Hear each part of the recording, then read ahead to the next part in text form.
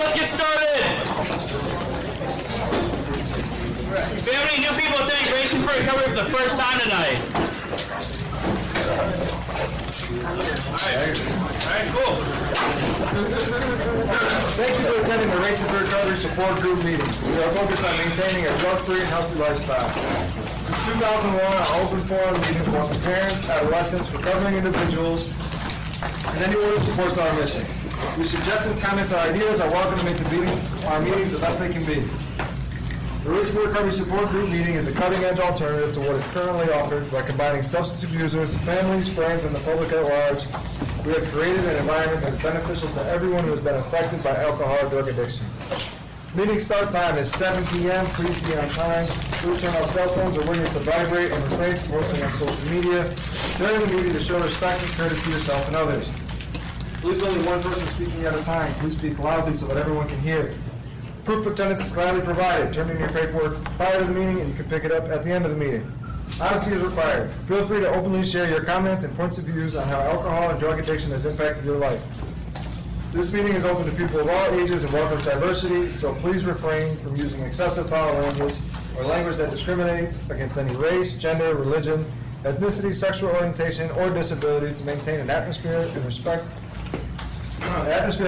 and dignity for all who are present. If you see a visitor, a new member, or a returning member that you haven't seen in a while, please warmly welcome them into our program.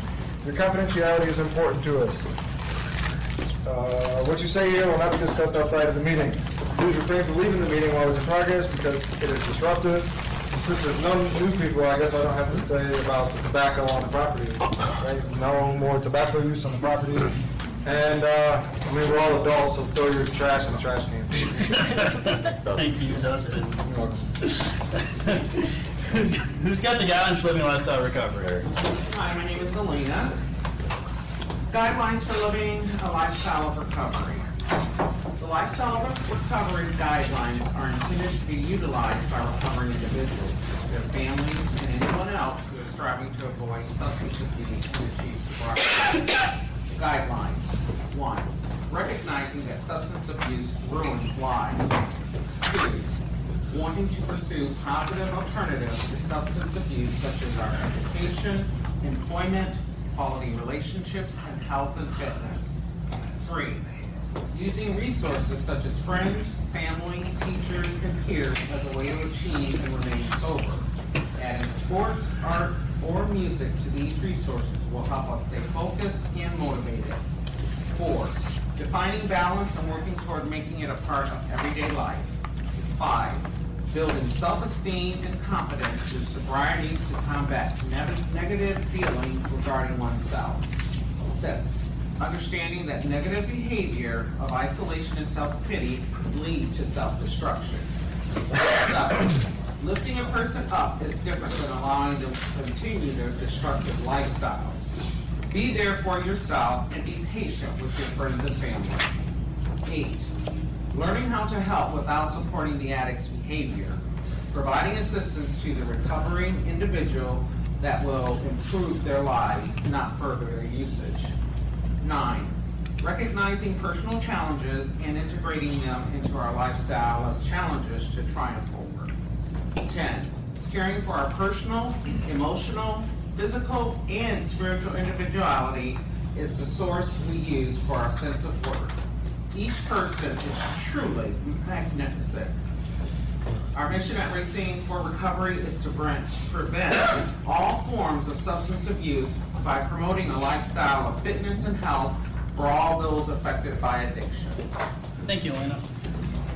Did you hear what Racing for Recovery means to me by Kelly Anderson? I do.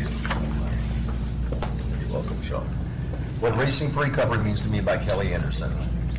R, respect yourself enough to quit using. A, accept the challenges that lie ahead. C, commit to your recovery. I, include friends and family on your journey. N, never doubt your will to succeed. G, give yourself credit for your accomplishments. F, focus on the positive things you want in life. O, overcome your fears and keep moving forward. R, remember the reason you are seeking sobriety. R, reach out to others and give and receive support. E, expect holes in the road. Choose another road. C, care for your body. We only get one in this lifetime. O, open your heart, mind, emotions, and spirit. V, victory comes from a balanced lifestyle. E, educate yourself on all aspects of recovery. R, racing for recovery saves lives. Y, you will learn that with sobriety, anything is possible. Thank you, Larry. All right, it's time to go around the room and say your name and why you decided to join us tonight. My name is Dustin. I'm here tonight to continue to learn, and I know I say this every week, but it is truly my favorite way to start off a new week. Hi, I'm Pat. I'm happy to be here. It's a couple weeks, but I want to say to parents, family, friends, those who are addicted and going through the program, just hold on, and it's going to happen. I've been coming here for 6 years. I don't have it. I want to. I have family members who were addicted to various things. This week I got really good news. One of my family members has gone to talk to someone about depression. Another one of my family members, Debbie and Scott, this is Mom. Congratulations on your 30th anniversary. I'm so proud of you. And then there's someone else in my life who's very dear to me, and that person has reached out and has indicated that he has been sober for so many days. 6 years, I never thought this would happen. And it's like, I can't believe it. It's like, wow. Now, I'm not saying everybody's going to be perfect, but it's a start. So just keep it up. Thanks, Pat. I'm here to stay consistent with the water. Michael, I'm here because this is where I belong. I'm Nick. I'm here because I want to be. I'm Michael, I'm here to change my life. Jeremy, here to try to do something. I'm Laura. I'm here for support and to change my life. I'm Mike. I'm here for sobriety, humbleness, and I'm grateful to Racing for Recovery and everyone here for support and sobriety. I'm Trevor Dave. I'm here to start the week off right and to listen and learn. I'm Candy. I'm here to remain teachable. I'm Matt. I'm here for support. Dustin, positive peer support. David, I'm here. Part of my routine. I'm Zach. I'm here to keep pushing forward. Tyler, I'm here to improve myself and my life. I'm Eugene, I'm here to learn. Scott, I'm here because it keeps me focused. I'm Teresa. I'm here to learn and for support towards my recovery. Michael, I'm here because y'all are family and I'd never miss a family reunion. Dan, I'm here to stay consistent and accountable. I'm Sean. I'm here just doing it one day at a time. I'm Larry. I'm here because I enjoy this meeting, and like Dustin said, it's a great way to start off the week. I'm Christy, and I'm here to learn how to live my best life clean and sober. I'm Tony. I'm here to remain teachable. James, I'm here for the positive peer support here. I'm Jessica, and I'm here because this place is helping me get my life back and I'm for support. I'm Haley. I'm here to learn. My name is Debbie. I'm Steven's mom. Here to support him and to give back what he graciously got to us. I'm Gary Stevens, dad. Here to give back for all the wonderful things the program's done for us. I'm Tim. I'm here to give and receive support. I'm Samantha, and I'm here to keep learning. I'm Brittany, and I'm here for support. I'm Faye, and I'm here for the positivity. I'm Patrick, and I'm here because I enjoy being here. And the positivity around here is contagious. My name's Eric, and I'm here just for patience and balance.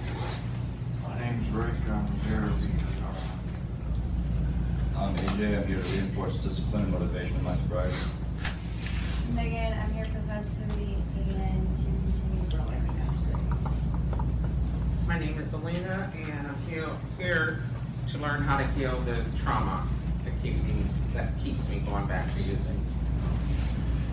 My name is Josh. I'm here to continue to grow as a person and learn about the program. I'm Brittany, and I'm here because it's part of my routine, and The encouragement in this building is palpable. I'm Brittany, I'm here to clear my head. I'm Mel. I come here to remember what I'm working for because there's always things that I hear that remind me why I need to be in this building. My name's Jeff, and I'm here. This meeting has always been real special to me, and unfortunately, I've missed it for consecutive weeks, unfortunately, and I'm just glad I'm here tonight. Steven, I'm here to learn how to live life after sobriety. I'm Heather. I'm here to stay on the right track and to say hi to Jennifer and Kai because I'm sure they're watching. I'm Josh. I'm here to continue to move forward every day. I'm Shelby. I'm here to stay consistent and be positive. I'm Des, and I'm here to learn balance. I'm Randall. I come to these meetings to remain humble and learn some out of this book. I'm Levi, and I'm here to support myself. I'm Mitch Reese. I'm here to stay clean. I'm here to stay sober. I'm Kyle. I'm here to continue my road to sobriety. I'm Jay. I'm here to stay healthy. I'm Jess. I am here today for consistency and hope and racing for recovery fuels my drive to want to stay sober and be a better person. I'm Kevin. I'm here to learn and to grow with a life of sobriety. I'm Kristen. I'm here to heal and to get balance. I'm Rachel. I'm here to stay sober and live a life of integrity. I'm Jason. I'm just here to learn new ways to maintain my sobriety. I'm Matt. I'm here to work on myself. I'm Jeff. I'm here for hope and inspiration. I'm Randy, and I'm here to listen and learn.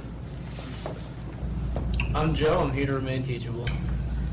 And I'm Steven. I feel like I've missed a couple Mondays in the past month too. I don't know, I missed last week, and I'm alright, guys. Obviously, I'm here, but I don't know, I missed you guys last week, and the week wasn't the same. It was a really rough week for me, honestly. But that just goes to show that we're not. Bad things can happen, and just how we deal with them, you know. So let's get it. Announcements. There's the answer by Donald D. Carter. Who's got it? The Answer by Donald D. Carter. Running from the mystery, trying to escape the pain. As I approach the light of hope that lies before me, each step overwhelms me. Every breath sears my throat. I ache. My body rebels against me. My memories torment me. Agony has become my closest companion. My demons mock me as I dangle helplessly above the abyss of alcohol and drug abuse. The voices all sound the same, criticizing, accusing, blaming me for what has happened. They don't understand. They don't care who I am. I'm a human being full of thoughts and feelings. I'm worth saving. Just show me the way. At last I reach the light of promise. There stands the answer. Open arms, understanding smiles, looks of trust. And so it begins, racing for recovery. Thanks, Randall. Announcements. We are inching closer and closer and closer to the race coming up in about a month. Man, that's crazy. I hope you guys have been running. I sure haven't been. It'll be good though. It'll be fine. Yeah. Any other announcements? Yeah, Steve. I don't know if this includes topics. I kind of was just wondering, for a topic tonight, maybe, I don't know if everybody got out or not, but if I'm having issues with certain things and I'm finding the difference between when I was getting drunk dealing with issues and now, I was wondering if I could get some feedback on other people on how the difference between dealing with issues then and then dealing with issues now.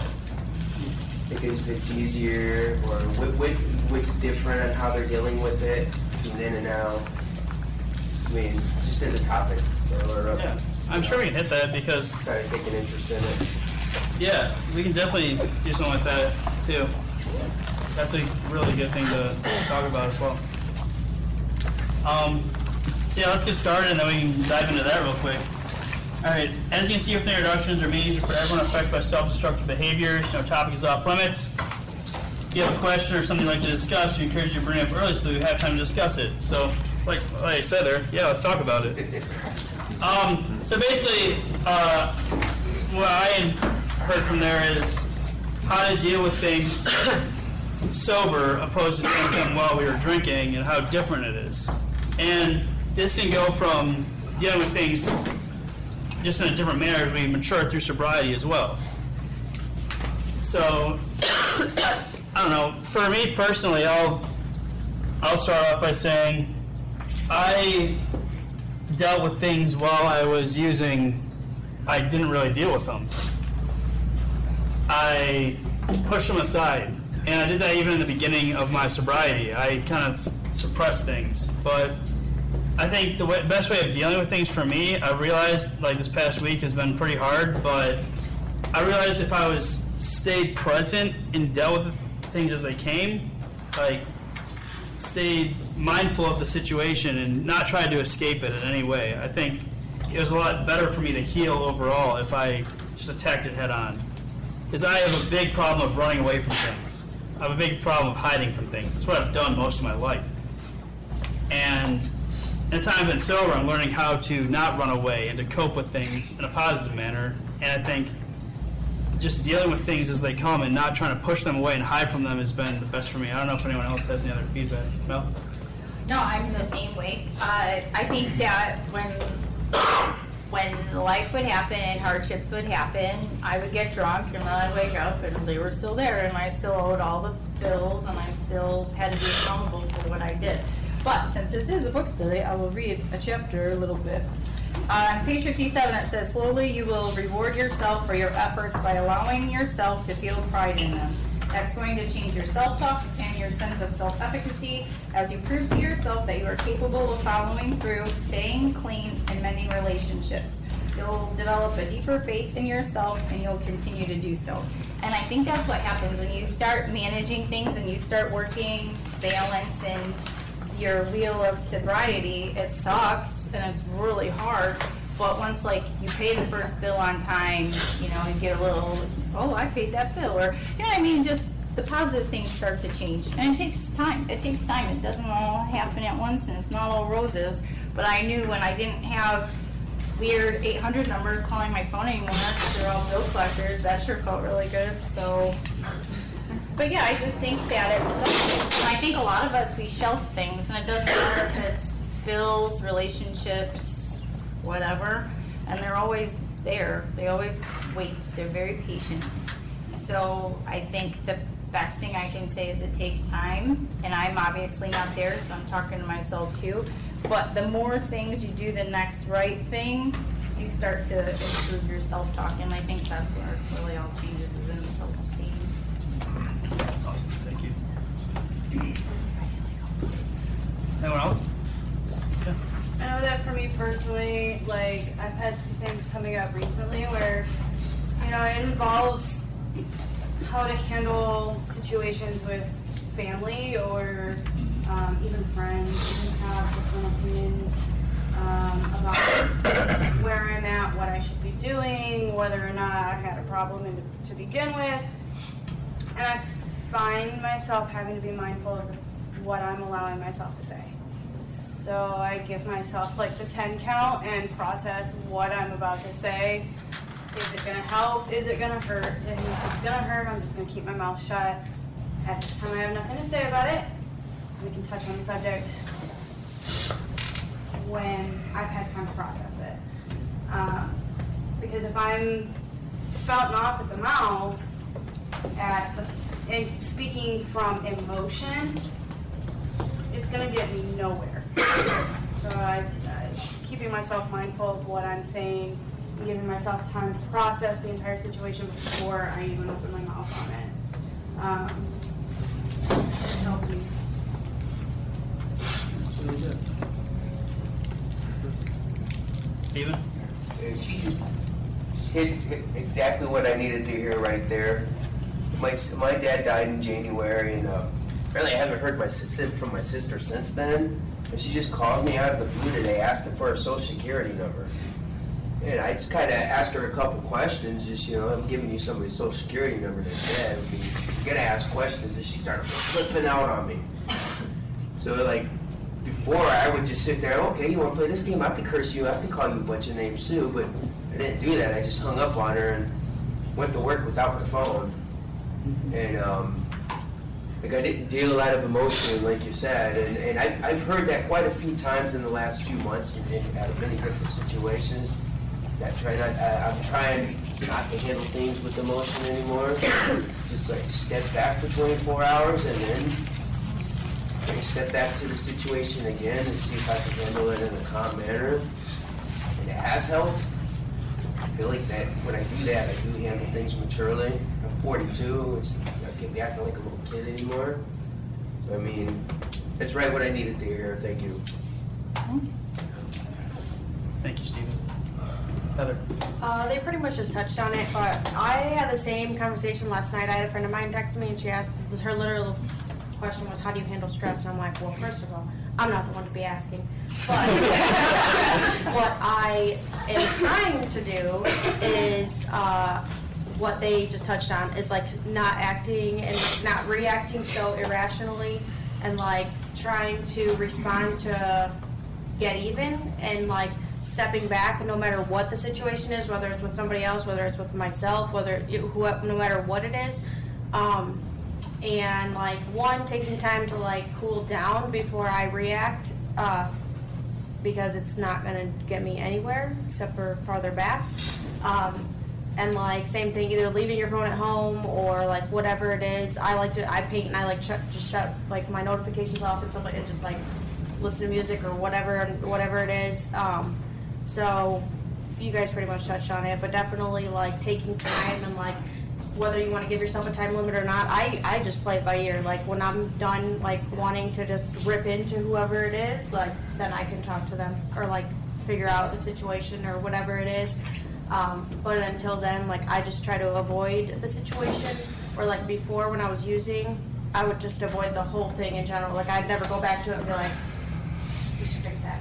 Now I'm like, well, I'll avoid it until like I'm ready to handle it maturely, like you were saying, and then go from there. I really like the kind of unplugging from all the electronics and like notifications and phones and iPads and this, that, or the other thing. I had to do that last week. I literally was so freaked out and anxious, and their phone was ringing, my watch was buzzing, and everything was going off. I couldn't stand it, so I was like, all right, I'm just going to go play disc golf by myself, just go to the woods, and just relax. Yeah, basically get off the grid, just fall off the face of the earth for a little while. And the funny thing was, I'm packing my discs out, getting them out of my trunk and stuff, and I hear behind me, hey, you looking for someone to play disc golf with? And I was like, who the hell could possibly be here at the exact same moment as me? And I turned out as my buddy. And I was like, yeah, sure, let's play. So we play around together, and it was great. We just hashed some stuff out. Like, the funniest thing about the whole story was I was supposed to call him earlier that day. Like, his sister was like, hey, hit up my friend, or hit up my brother because he's not doing so well right now. And I was like, I'm not doing so well right now either, and I don't really want to deal with anybody. But the universe kind of brought us together, and we dealt with it at that moment. It was kind of cool. But, I don't know, just getting rid of the everything for a second. Not like pushing away, just stepping away, like you were saying, 10 seconds, an hour, just turning stuff off, then getting back to it a little bit, having time to collect yourself. That's good. It's not acting out of emotion or like anger or stress, but collecting your thoughts is really good. But having to deal with stuff is hard. It's really hard. Like I said, I'm so used to pushing stuff away, and eventually it catches up to you. Like, you can only brush so much shit under a rug before it starts piling over and escaping out. So it's weird when stuff hits you too, because it'll get you at the weirdest times. But I don't know, that's why just trying to embrace things as they come and taking a second to think about them and not pushing them away is probably the best. But definitely give yourself time to recollect, and self-care. That's huge. But we are on page 54, so We got 6 more books. If anyone wants to borrow one, we have more books up here. Who wants to read on page 54? Always on road Wait, is that 54 at the bottom, where self-loathing comes from. All right, thanks.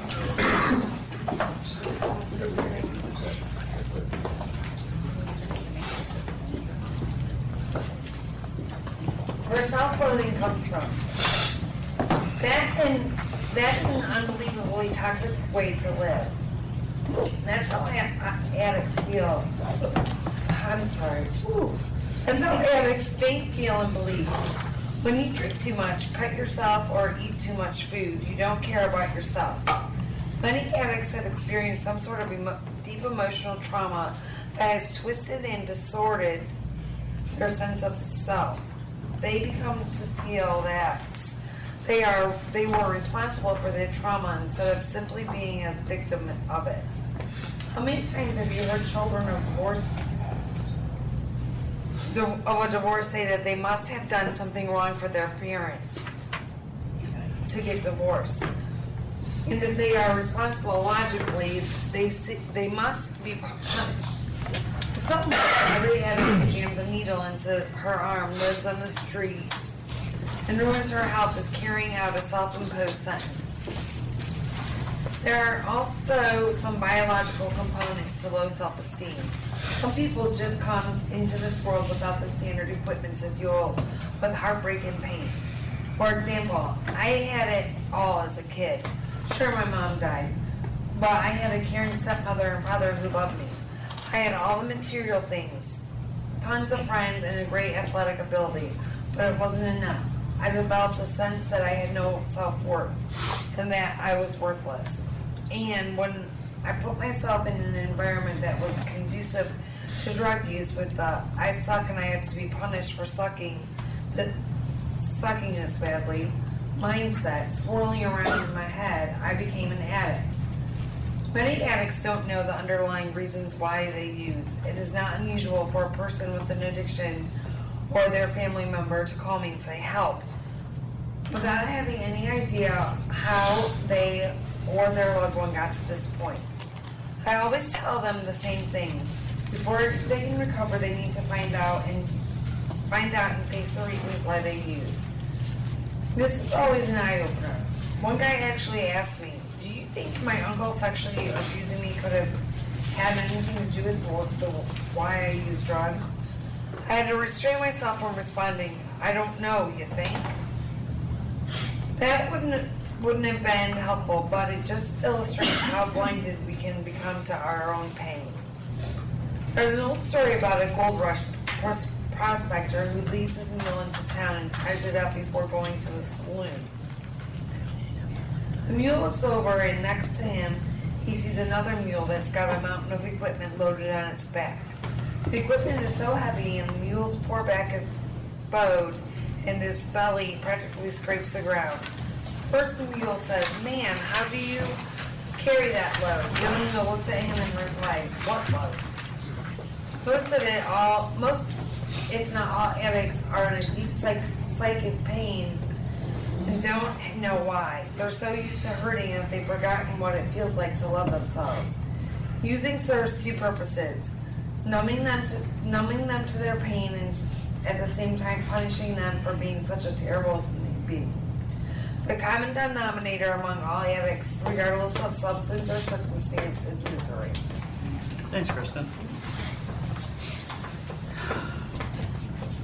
No pun intended, that's heavy. It is. It is. It's heavy stuff. What do you guys think? Anyone relate?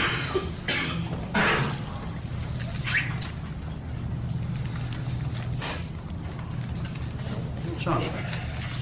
So where it says most if not all addicts are in deep psychic pain. Don't know why. If I take a look at myself, I was in deep psychic pain before I even picked up a drink or drug. I didn't start using drugs until I was 36. So alcohol started with me when I was 12, and it was constant growing up. So for me, I can't really say I drank to try to heal all this deep trauma, because I self-loathed, you know what I mean, if you want to call it that.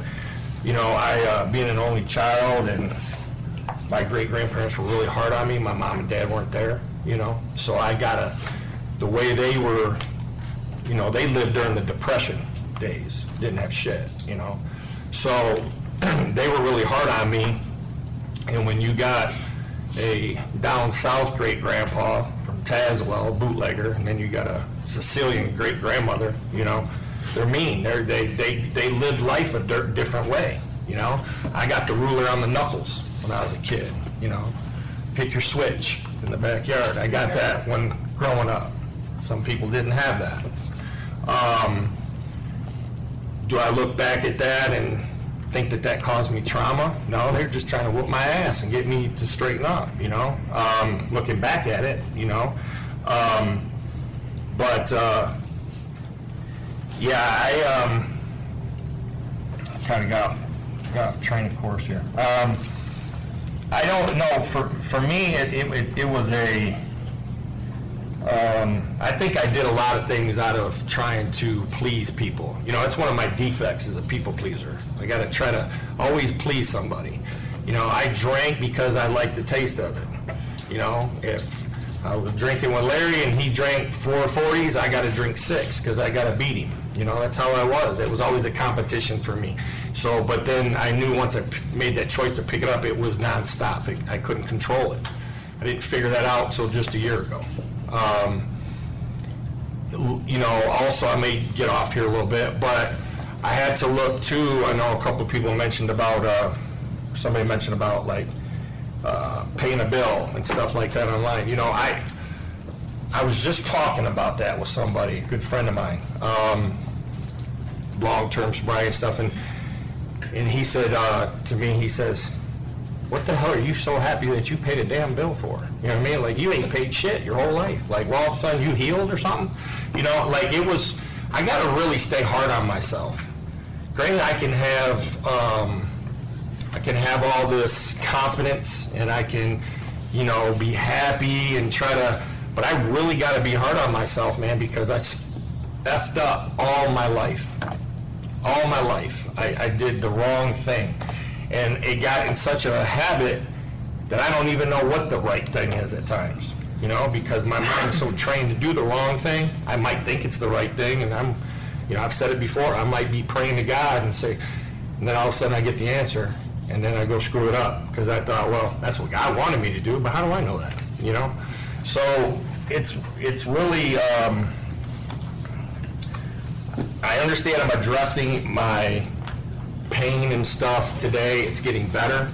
You know, I've forgiven a lot of people that are no longer here in my life. That's family. Staying sober, I know they're looking down on me. You know, I'm doing the right thing, you know. And I have to also be humble enough to know that when I'm not doing the right thing and I can own it up to it, I know my great-grandmother's looking down at me and goes, I know you're going to keep screwing up. That's just you. You just, you know, but you're not drinking. You're not using. You're not picking up drugs. You're not doing that stuff. So you're a mistake. I'm going to make mistakes for the rest of my life. You know, but that's where that faith, you know, I have a faith, but, you know, faith without works is dead. You hear people say that even in AA and stuff, but it's true. If I don't put no action behind that faith, I want nothing but hope. That's how I really look at that. And that psychic pain, man, when I just reading that, I take a good look at it. I dealt with that crap probably the moment I got out of diapers. I mean, honestly, you know, my dad left me when I was 4 years old. Could not understand why he hated me, you know, but then come around when something good happened. Then he left again, you know, and I was a shitbag, you know. Couldn't figure that out for life of me. And I was just telling somebody over there, stop trying to figure out. When I stopped trying to figure out why my dad hated me so much, things just, I let it go. I didn't have no resentments no more, you know. He did the best he could. He didn't know how to have a son. He didn't know how to raise a kid. Can't hate him for that, You know, all I can do is pass it on to my kid, raise my kid the way he should have raised me. That's it. Thank you, Sean. So kind of going on that, I mean, you know, for whatever, there's a number of traumas that start drinking and using. I think this kind of hits on it though, and kind of ties into the subject as well, is that, you know, I got really good at dealing with the trauma. I call it everything trauma, you know. So yeah, there was underlying trauma, I think that started it, but I became really good at drinking and using, you know, to make things go away. I thought the feelings go away. And that became a real pattern. So, you know, the ability to come out of that, it talks about loving yourself. It, you know, it takes a long time, you know, in sobriety to even like yourself, you know, love yourself, you know, you kind of hate yourself for a long time. And it kind of ties into what Stephen and others were talking about, Brittany, is the fact is that dealing with things sober, you know, takes time, because all we knew how to do was to drink and use. And I say we, I use the royal we, talking about myself, but so that's how we knew how to deal with it. So when things come up, we want to revert to things such as anger, frustration, anxiety, and then we know how to get rid of that. We know we can go drink and use and get rid of it. So the ability to get some clarity and start liking yourself to make decisions is kind of a change in the whole thought process. You know, the mindset is key in terms of being able to deal with that stuff in a different way. So I think it just takes time, you know, in terms of coming out of that, starting to like yourself and get to a point where you love yourself again and you can forgive yourself for things that happen. But, you know, the mind's got a terrible thing, man. It freaking knows routines, and the routine was we're freaking drink and get high, man. That freaking take care of everything, right? And it didn't until I came down, you know, and then coming down was a bitch, you know. So, you know, that kind of coming out of that and now trying to get some clarity after a few months is just to be able to see how to start dealing with things in a different way. So it's not only dealing with the emotions, but the thought process, the thinking, and then, you know, how you look at yourself as well. So there's a number of things that go into that to be able to start handling that. So it's not unusual, you know, those things come up and we act and react to them how we knew how to react, which is get pissed off. And, you know, I was great at blaming everybody else for my problems, you know. But the ability to like yourself, to take self-responsibility for that and think clearly, and as Brittany said, take time out just to think, and as you said, just to rest your head and think about it carefully before you make decisions. But, you know, it's different when you get sober, because, you know, it's been rote in terms of how we handle that for so many years, you know, and we handled it the same way. So the ability to get clarity now, you know, it just takes time. And one of the key things I think it is, you know, being around other people like this, you know, where you can talk about these things, you know, out loud, you know, and actually get good advice on people that either have more sobriety or their heads are a hell of a lot clearer than mine, which would about everybody. But I think that's the key, is that you got to surround yourself with good people, you know, think and have confidence in yourself that you're going to handle it the right way.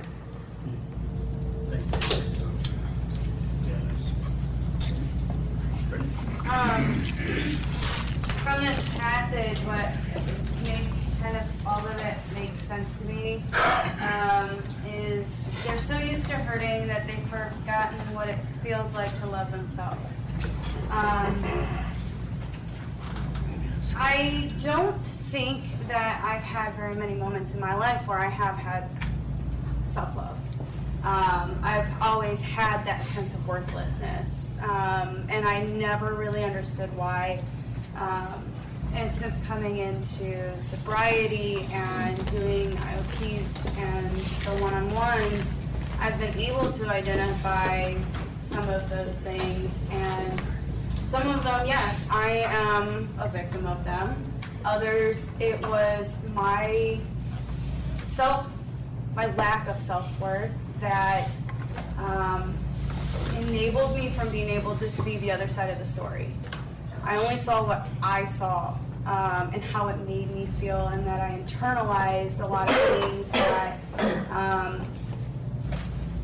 I took out of context, or that I put my own meaning to.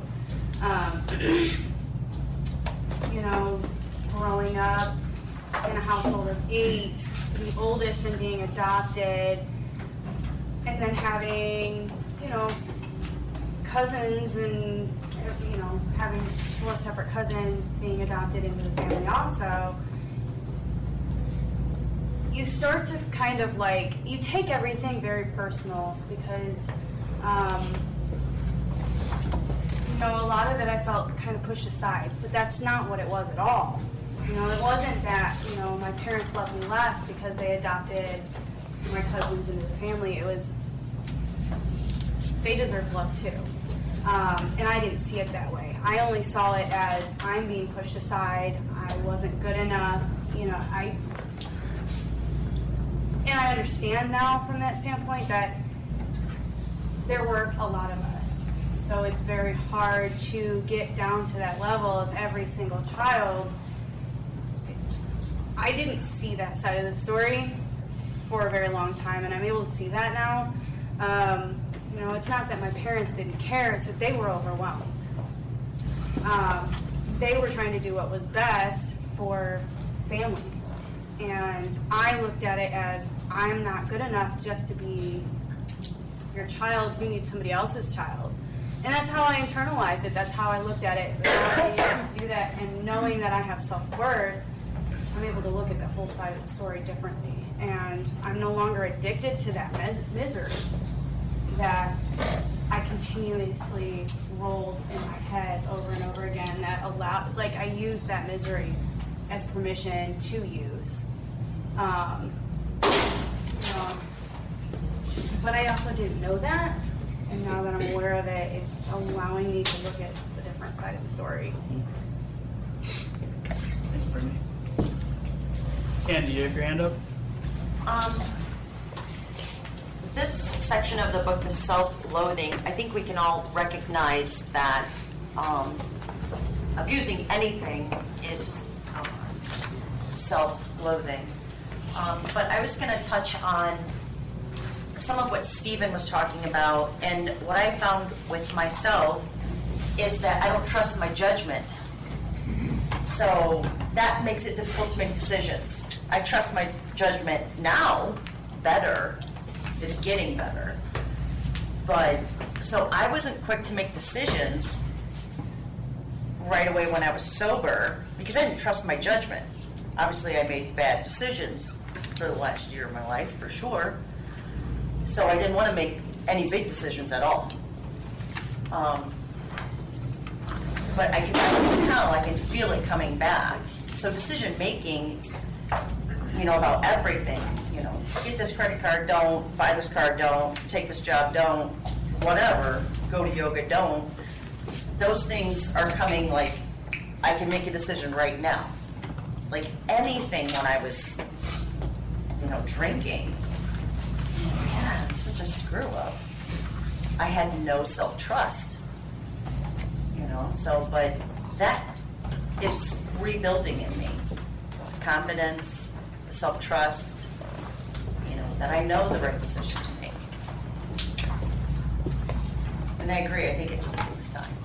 And practice. Thanks, Candy. Rachel.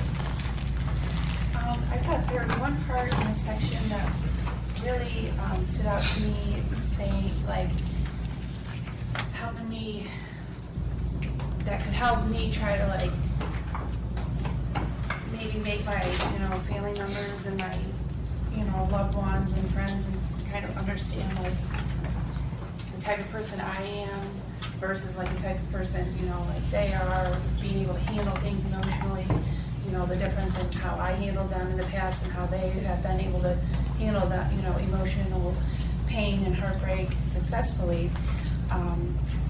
It helps me understand, which is good too, but I you know, I have always longed for them to try to understand too. And it's where he says, there are also some biological components to low self-esteem. Some people just come into this world without the standard equipment to deal with heartbreak and pain. So for part of us, you know, some of us in this world that deal with it differently, which is, you know, the wrong way. I think it's important that some people, like, recognize that in us, that, you know, we are biologically, like, put together differently than other people, and it's not making us horrible. We just didn't choose to handle heartbreak and pain the right way. But it's not because we didn't want to. It's because we, just are made up the way we're made up. That's it. I don't know. I've always been someone who feels stuff a lot. Like, I'm a big... my emotions are really strong. Like, I feel things very heavily. And I never knew I could meet someone that could cry more than myself, other than, like, my mom or my girlfriend. But they've taught me a lot about how people handle things. And everyone handles things differently. Like... I handled things when I was younger through hurting myself, whether it was like physically or whether when I figured out about drugs and alcohol, I used that to hurt myself. And that's how I coped with the things that were going on around me. That's how I coped with me losing loved ones and breakups and heartbreak in any form. I hurt myself. Because I felt like I deserved it, like he was talking about. Like, that's how I felt. But there's it doesn't, I don't know, what I'm trying to say is, like, my girlfriend, too, she feels things very heavily, and she's very emotional, and she cries a lot, but that doesn't make her a bad person at all, and doesn't make her any less equipped to deal with things. It's just she's feeling it so much more. And I don't know, I'm not jealous, but I appreciate that because she's embracing it all at once and she's letting it go naturally, and I could never do that. I always like suffocate things and put stuff on the shelf, or I'd hide things and try to deal with them later, and I don't know. I don't think there's any bad way to like grieve or deal with things besides hurting ourselves. We shouldn't be doing that, and it's not our fault that we want to do that, but once we know about it, I think, once we're knowledgeable that this isn't the right way to handle it, that's when we can make the changes. Because I don't think I was wrong for doing those things as a child or when I grew up, but I think once I realized that there's a better way of handling it, when someone gave me some equipment to work with, like some better tools to handle these things, that's when I knew personally that I shouldn't be doing this. That's when I could stop the madness, kind of, because I wasn't handling things the right way, because I was hurting myself. And I didn't deserve that either. I deserve love, and it took me a while to get there. Like, you don't like yourself overnight. You don't just get sober day one and go, all right, I'm cool. Let's go. Let's skip into the park. For me, it didn't work that way. I didn't like myself for a while. And for me, it took me a while to love myself too. And I still have my off days too, where I'm not the nicest to myself. But we're works in progress. We gotta give ourselves some credit too. Like, we're not the worst people in the world. We deserve love from ourselves especially, and from other people too. Now that's my rant for the day, I think. So, Elena. Hey there. Hi. I was thinking, the great physician, Dr. William Silkworth, wrote, I'll keep it on me, I can't differentiate the truth from the false. I remember one time when I had 2 years clean and sober, talking to my sponsor, that's when I lived in Troy, and telling her about my friend. And, I said, sometimes he'll bring me groceries and, we get together and do the do. And he was married. And she said to me, why are you acting like a prostitute? I was like, whoa, what do you mean? How am I acting like a prostitute? She says, because he's giving you something, and then you're giving you know what? And again, going back to I can't differentiate the truth from the false, I thought, in a way, I knew it wasn't okay because he was married, but I thought the other part was okay. I believed that until she broke it down to me like that. Again, my perception is my reality. until somebody tells me something different. Am I willing to believe something different? Just like coming in here and being told, you keep going back out because you haven't dealt with that trauma. You know, I could give it another excuse why I went back out. Like I said, excuse. And believe that, which I would be being in denial. But I'll be thinking that it's the truth. I hope that made sense. I know it made sense to me. Sometimes I just need to be retaught some things. I remember IOP, we were talking about what is sobriety. And it isn't just not doing drugs or alcohol. Am I emotionally sober, or am I still handling things like a child that didn't get it his or her way, where I'm pouting? Or am I argumentative? Am I thinking so bad of myself because of mistakes that I made? Am I thinking I'm a loser instead of thinking, okay, well, you have fallen in life quite a few times, but you've always gotten back up. Looking at it that way as opposed to looking at it the other way. Just trying to retrain my brain. And it takes a long time, that I know.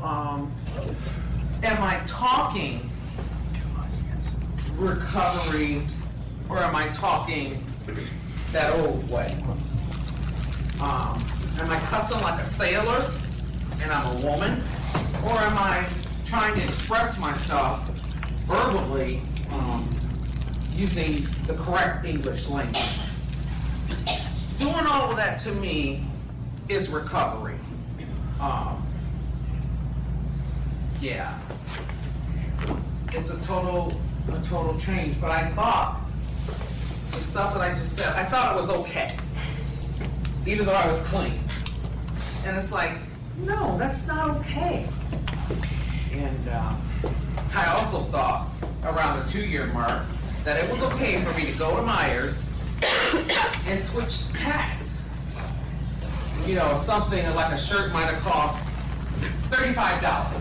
And I'll take the tag off of another shirt that's maybe only $5 or $7 and switch the tags. And rationalize, I'm still paying for it. And I hadn't used any drugs in 2 years. So it's like, and I thought that, I believed that was okay. Until I got caught. Had to go in the back, the police were called and all that good stuff. But I kept saying, I paid for it. But I paid for it. I truly believed in my mind it was okay. Even though I knew it wasn't okay, but I justified it by saying I paid for it. So again, it's just it's a long learning process. I know this doesn't happen overnight, at least not for me. I just have to learn some new ideas, new ways of doing things, new self-talk. And I'll pass with that. And before you go, Megan, I think that everybody has like different time spans of when they heal and when they can process things certain ways. And everyone's so different that it's not like at 1 year, 2 year, 3 year, 6 months, or 25 days, certain things happen. I've learned stuff at 3 years that other people picked up at like a couple days in. And I'm just like, how did you get that when I've been trying to, whatever, you know, they just spoke of it so well. And I was like, wow, it's incredible, because as long as we keep an open mind though, and we are able to stay a student, no matter how much time we have, it doesn't matter. Todd said this before. He said, it doesn't matter how much time you have. We're all in the same boat, and we're all still rowing, we're still going, but we're just in little different seats of the boat. We're all doing the same thing at the same time. We're all in it together, and I think that's what's incredible about it. Because I can learn from anyone, and they can learn from me, and we all learn from each other, and I think that's what we're all here for. So, Megan, close us out. I just wanted to touch really Indiana? quick on like the Using serves two purposes, numbing them to their pain and at the same time punishing them for being such a terrible human being. So like in active addiction, like I don't really like recall like any feelings. Like I've dealt with like death and like trauma and like all these things, you know, like huge breakups and just all sorts of stuff that like I never like embraced like the feelings of it because I just numbed it out with dope. And like now like being in sobriety, like I have to like embrace the suck because I got sober to be able to feel something. Because I stopped feeling for a really long time. And like one of the biggest things like I have to like remind myself is like this is all like making me grow as like a human, a mother, and a woman all at the same time. Like going through certain situations and like embracing it and just like persevering and overcoming. Deanna. There we go. What you got? All right. I just want to. I think the coolest thing about this is that everyone's idea of recovery is different. Everyone's idea of sobriety is different, and everyone's idea of living right is different. And we're all very different, very unique. But then again, we're all more alike than we are different. Like, I don't know. I feel like if you know in your heart and you know you're getting honest with yourself, and for you, you know you're doing the right thing, I think that's what it's about. You know you're moving forward, one foot in front of the other, and you're making progress and you're happy with where you're at. That's all that matters. Couldn't have said it better myself. You did great. Thank you.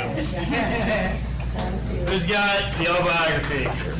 Autobiography in 5 short chapters by Portia Nelson. I walk down the street, there's a deep hole in the sidewalk, I fall in. I'm lost, hopeless, it isn't my fault. It takes forever to find a way out. I walk down the same street, there's a deep hole in the sidewalk, I pretend I don't see it. I fall in again.